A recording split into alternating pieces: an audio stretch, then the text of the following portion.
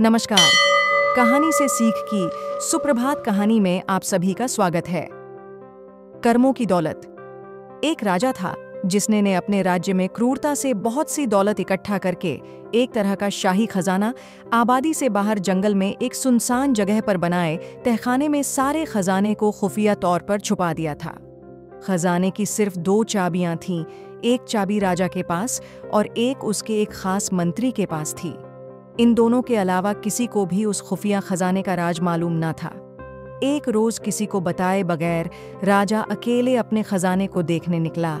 तहखाने का दरवाज़ा खोलकर अंदर दाखिल हो गया और अपने खजाने को देख देख कर खुश हो रहा था और खजाने की चमक से सुकून पा रहा था। उसी वक्त मंत्री भी उस इलाके से निकला और उसने देखा कि खजाने का दरवाज़ा खुला है। वो हैरान हो गया और ख्याल किया कि कहीं कल रात जब मैं खजाना देखने आया तब शायद खजाना का दरवाज़ा खुला रह गया होगा। उसने जल्दी जल्दी खजाने का दरवाज़ा बाहर से बंद कर दिया और वहाँ से चला गया। उधर खजाने को निहारने के बाद राजा जब संतुष्ट हुआ और दरवाजे के पास आया तो ये क्या, दरवाज़ा तो बाहर से बंद हो गया था। उसने जोर जोर से दरवाज़ा पीटना शुरू किया, पर वहाँ उनकी आवाज़ सुनने वाला उस जंगल में कोई न था। राजा चिल्लाता रहा, पर अफसोस कोई न आया। वो थक हार के खजाने को देखता रहा। अब राजा भूख और पानी की प्यास से बेहाल हो रहा था, पागलों सा हो गया। वो रेंगता रेंगता हीरों के संदूक के पास गया और बोला, ए दुनिया के नायाब हीरों, मुझे एक गिलास पानी दे दो। फिर मोती सोने चांदी के पास गया और बोला, ए मोती चांदी सोने के खजाने, मुझे एक वक्त का खाना दे दो। राजा को ऐसा लगा कि हीरे मोती उसे बोल रहे हो कि तेरे सारी जिंदगी की कमाई तुझे एक गिलास पानी और एक समय का खाना नहीं दे सकती। राजा भूख से बेहोश होके गिर गया। जब राजा को होश आया तो सारे मोती हीरे बिखेर के दीवार के पास अपना बिस्तर बनाया और उस पर लेट गया।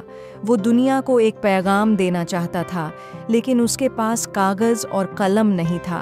राजा ने पत्थर से अपनी उंगली फोड़ी और बहते हुए खून से दीवार पर कुछ लिख दिया। उधर मंत्री और पूरी सेना लापता राजा को ढूंढते रहे, पर बहुत दिनों तक राजा ना मिला तो मंत्री राजा के खजाने को देखने आया। उसने देखा कि राजा हीरे जवाहरात के बिस्तर पर मरा पड्ढा है और उसकी लाश को कीधे मकोद्धे खा रहे थे। राजा ने दीवार पर खून से लिखा हुआ था, ये सारी दौलत एक घूंट पानी और एक निवाला नहीं दे सकी। यही अंतिम सच है। आखिरी समय आपके साथ आपके कर्मों की दौलत जाएगी। चाहे आप कितने भी हीरे पैसा सोना चांदी इकट्ठा कर लो, सब यही रह जाएगा। इसीलिए जो जीवन आपको प्रभु ने उपहार स्वरूप दिया है, उसमें अच्छे कर्म, लोगों की भलाई के काम कीजिए। बिना किसी स्वार्थ के ओर अर्जित कीजिए अच्छे कर्मों की अनमोल दौलत, जो आपके सदैव काम आएगी। जय श्री राम।